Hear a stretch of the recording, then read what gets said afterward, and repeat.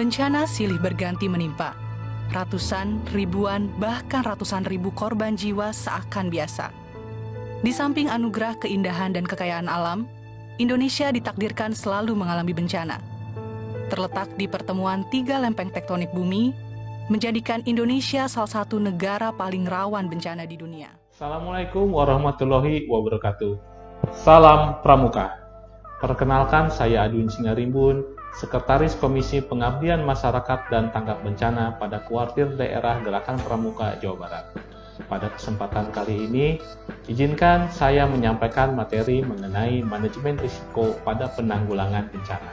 Sekarang banyak sekali kejadian-kejadian bencana yang kita dengar, baik di televisi, di koran, ataupun internet. Nah, bencana itu sebenarnya apa sih? Nah, berdasarkan Undang-Undang Republik Indonesia Nomor 24 Tahun 2007 tentang penanggulangan bencana, yang dimaksud dengan bencana itu adalah peristiwa atau rangkaian peristiwa yang mengancam dan mengganggu kehidupan dan penghidupan masyarakat yang disebabkan oleh alam, non-alam, atau bahkan manusia, sehingga mengakibatkan timbulnya korban jiwa manusia, kerusakan lingkungan, kerugian harta benda, dan dampak psikologis. Nah, bencana ini ada 3, yaitu pertama bencana alam, bencana non-alam, dan bencana sosial. Ingat, ada kata-kata kunci di sini pada pengertian bencana itu adalah pertama yang mengancam dan mengganggu kehidupan dan penghidupan masyarakat yang disebabkan oleh faktor alam, non-alam, dan faktor manusia yang mengakibatkan adanya korban jiwa manusia, kerusakan lingkungan, kerugian harta benda, dan dampak psikologis. Bila itu tidak terpenuhi, berarti itu adalah bukan bencana. Gitu, seperti itu. Itu adalah karena seperti kita ketahui bersama yang namanya gempa bumi misalkan, atau gunung meletus, itu adalah fenomena-fenomena alam. Di mana fenomena alam itu bila bersentuhan dengan manusia yang mengakibatkan adanya gangguan kehidupan dan penghidupan masyarakat, atau sampai ada korban jiwa manusia, adanya kerusakan lingkungan, harta benda, dan lain-lain, barulah itu kita namakan dengan bencana, seperti itu.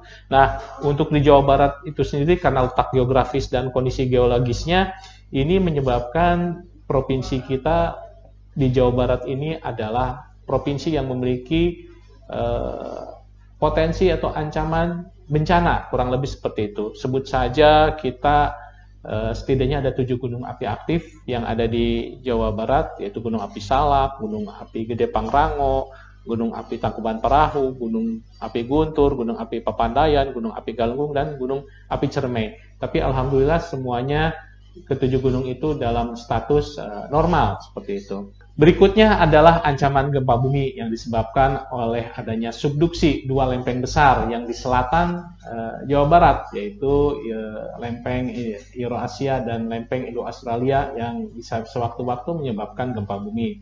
Tidak hanya oleh subduksi pergerakan 2 lempeng tersebut, tapi di darat pun juga kita ada ancaman-ancaman gempa bumi yang disebabkan oleh sesar-sesar yang ada di darat. Sebut saja yang sering kita dengar adalah sesar Lembang, gitu, kurang lebih seperti itu. Lalu juga ada sesar Cimandiri dan sesar Baribis, gitu, yang sewaktu-waktu itu bisa menyebabkan terjadinya gempa bumi, gitu, seperti itu. Lalu juga adanya banjir, longsor, itu ketika saat musim hujan, seringkali Jawa Barat mengalami kejadian banjir dan longsor. Sedangkan saat musim kemarau, tentu saja Jawa Barat ada ancaman kekeringan dan juga kebakaran hutan dan lahan, seperti itu. Nah, bila kita lihat dari indeks risiko bencana Indonesia yang dirilis oleh BNPB setiap tahunnya, pada tahun 2021 itu untuk Jawa Barat berada di skor 134,94 dengan klasifikasi ancaman risikonya sedang. Berdasarkan informasi yang masuk ke BPBD Provinsi Jawa Barat via Pusdal Ops penanggulangan bencana, itu selama 5 tahun terakhir ini bencana tercatat ada 10.000 lebih lah, seperti itu. Dan setiap tahunnya ini cukup ada kenaikan. Sebut saja ini 3 tahun terakhir ya. Ini tahun 2019 di Jawa Barat tercatat ada 2.057 kejadian bencana. Tahun 2020 juga ada 1.800 lebih bencana, dan tahun 2021 itu tercatat sampai 2.469 kejadian bencana.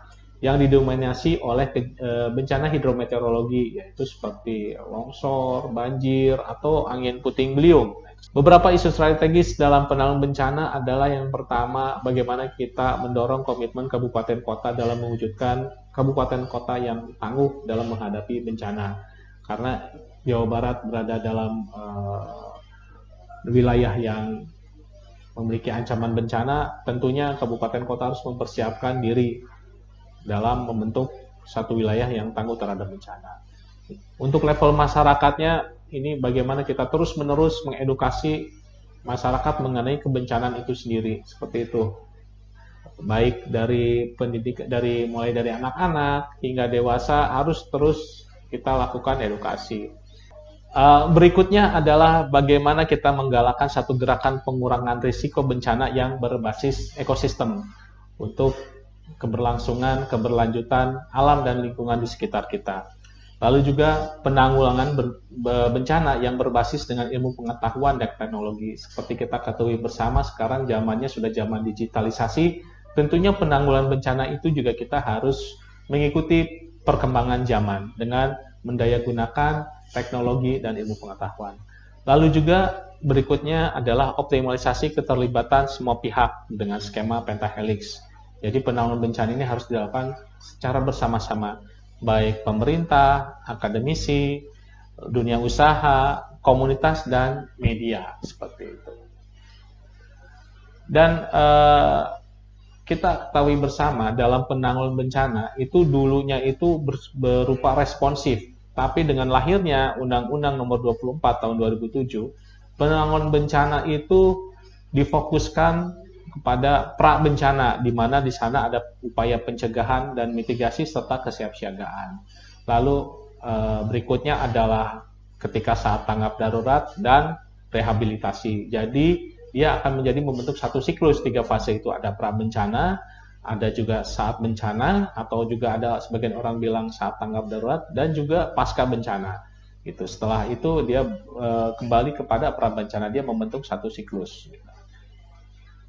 Dan bagaimana filosofi penanggulangan bencana? Nah, ini filosofi penanggulangan bencana ini ada 4.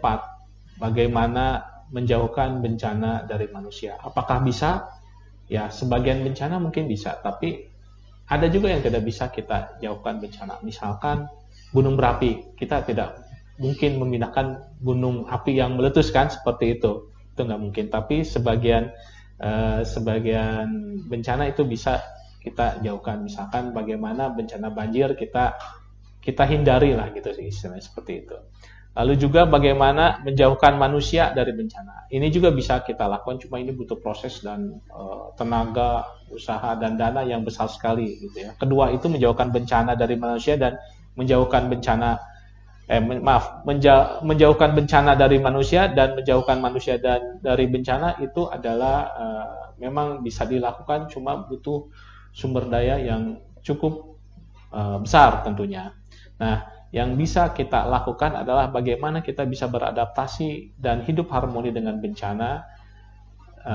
Kita tahu wilayah kita ini adalah memiliki ancaman bencana. Bagaimana kita beradaptasi dan hidup harmoni dengan bencana itu menjadi satu hal yang harus kita lakukan, karena kita sadari di daerah kita adalah daerah rawan bencana. Misalkan contoh yang kecil adalah misalkan kita tahu daerah kita ini misalkan rawan banjir. Untuk itu kita bangun rumah misalkan 2 lantai gitu. Jadi manakala terjadi adanya banjir, kita bisa memindahkan barang-barang kita itu pindah ke atas. Nah, itu ini contoh simpelnya gitu, seperti itu. Lalu yang keempat adalah bagaimana mendorong kearifan lokal sebagai kekuatan utama. Nah, ini ada filosofi filosofi orang tua kita zaman dulu kala itu merupakan kearifan lokal, seperti Gunung Kawiyan, Gawir Awian, Cinyusu Rumateun, Sampalan Kebonan, Pasir Talunan, Dataran Sawahan, Lebak Cayan, Legok Balongan, Situ Pulasaraeun, Lembur Uruseun, Walungan Rawateun, Basisir Jagaeun. Itu adalah kearifan-kearifan lokal. Bagaimana kita memelihara alam dan lingkungan sekitar adalah untuk kita juga bagaimana itu resiko bencana bisa berkurang, seperti itu. sekarang kita ke inti sesi pada kali ini adalah mengenai manajemen risiko. Sebelumnya kita bedah dulu apa sih risiko itu sendiri. Nah, berdasarkan beberapa ahli ini ada mengeluarkan pengertian risiko, misalkan dari Arthur and Richard. Jadi risiko itu adalah suatu variasi dari hasil-hasil yang dapat terjadi selama periode tertentu. Ada juga dari Soekarto. Jadi risiko itu adalah ketidakpastian atas terjadinya suatu peristiwa. Atau dari Herman Darmawi, jadi risiko itu adalah probabilitas sesuatu yang hasil outcome yang berbeda dengan yang diharapkan. Itu pengertian risiko itu. Jadi ada variasi-variasi, ada ketidakpastian, atau sesuatu yang berbeda gitu dengan yang diharapkan, seperti itu. Jadi kata kuncinya dari risiko itu adalah ketidakpastian. Risiko timbul karena adanya ketidakpastian. Kondisi yang tidak pasti itu karena beberapa sebab. Pertama, memang tenggang waktu antara perencanaan suatu kegiatan sampai akhir kegiatan, atau keterbatasan informasi, atau juga karena keterbatasan kita dalam pengetahuan, kemampuan, atau teknik pengambilan keputusan, itu yang menyebabkan ketidakpastian. Untuk itu, kita bagaimana caranya untuk mengurangi ketidakpastian itu melalui dengan manajemen risiko. Sehingga manajemen risiko itu adalah suatu proses manajemen, pengorganisasian, dan kultur yang dilakukan untuk menghilangkan atau mengurangi akibat negatif dari bencana yang dilaksanakan secara bertahap dan diarahkan dengan identifikasi risiko, penilaian risiko, pemberian tanggapan, serta perlakuan terhadap risiko itu sendiri. Para andik yang saya cintai nih, yang saya banggakan, jadi saya sampaikan bahwa terjadinya bencana itu ada 3 gitu. Pertama adalah ancaman itu sendiri. Nanti akan saya jelaskan apa itu ancaman. Ancaman terhadap bagaimana dia timbulnya menjadi satu bencana. Lalu kerentanan. Nah, kerentanan ini yang akhirnya ya bencana itu terjadi itu karena rentan gitu. Dan selanjutnya adalah kapasitas. Bagaimana kita merespon itu sendiri terhadap bencana. Dan itulah yang 3 faktor itu yang akan mempengaruhi besar kecilnya satu bencana. Nah, ancaman. Nah, ancaman ini apa? Yang dimaksud dengan ancaman ini adalah berbagai faktor atau situasi kondisi yang berpotensi yang dapat mengganggu dan mengancam kehidupan manusia serta harta benda dan lingkungan. Misalkan adanya gunung berapi atau adanya ya tadi yang lempeng selatan di wilayah Jawa Barat yang berpotensi terhadap gempa bumi dan lain-lain. Itu adalah sumber-sumber ancaman, kurang lebih seperti itu. Nah, kita pun juga bagaimana untuk melihat satu risiko itu adalah bagaimana kita menilai satu ancaman. Jadi yang didasarkan pada 2 penilaian ancaman, yaitu adalah probabilitas, yaitu kemungkinan terjadinya ancaman, lalu juga dampak kerugian atau kerusakan yang ditimbulkan akibat bencana itu sendiri. Jadi hasil penilaiannya nanti diplot dalam matriks pemilihan risiko, gitu, seperti itu. Nah, identifikasi ancaman ini bisa saja diperoleh dari catatan-catatan, gitu, baik catatan media massa. Sekarang sudah banyak sekali ya media-media itu, dari koran, dari internet dan lain-lain.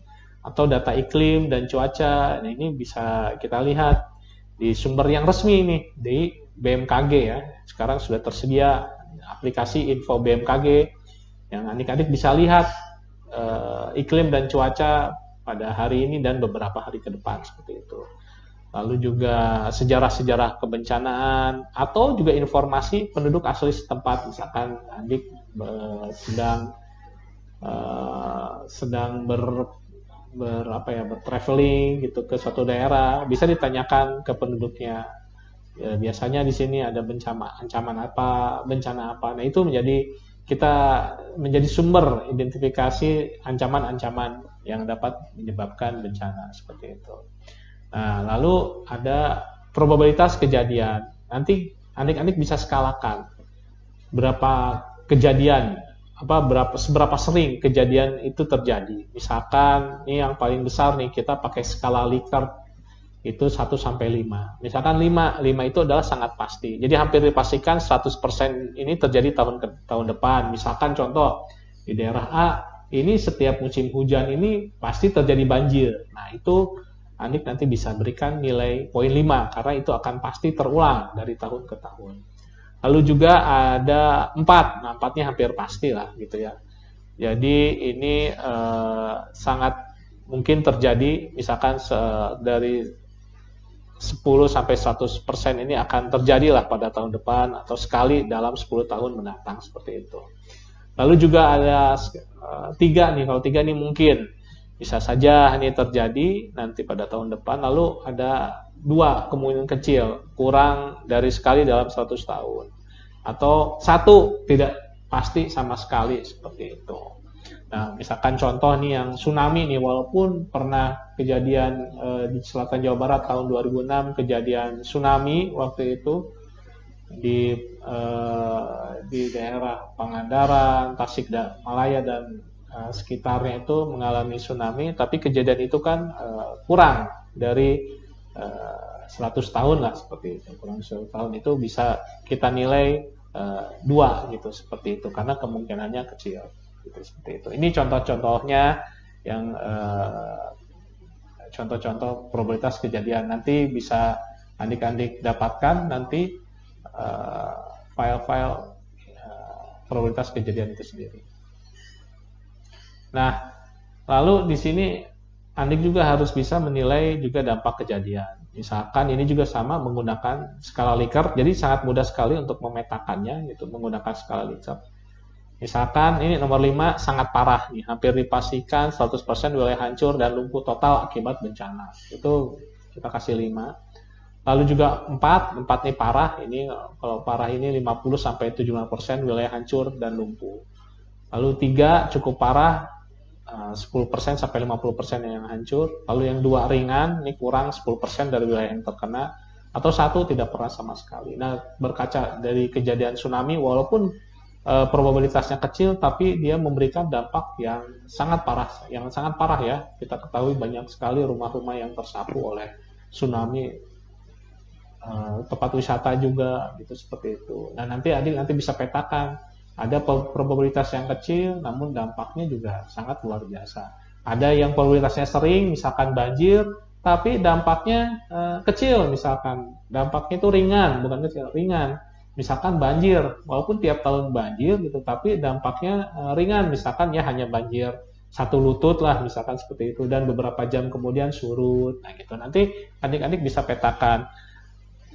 Dan nanti bisa lakukan penilaian ancaman tiap jenis ancaman, baik gempa bumi, banjir, longsor, dan lain-lain. Nah, nanti setelah adik-adik dapatkan nilainya itu sendiri, nanti adik-adik langsung dituangkan dalam matriks skala tingkat ancaman.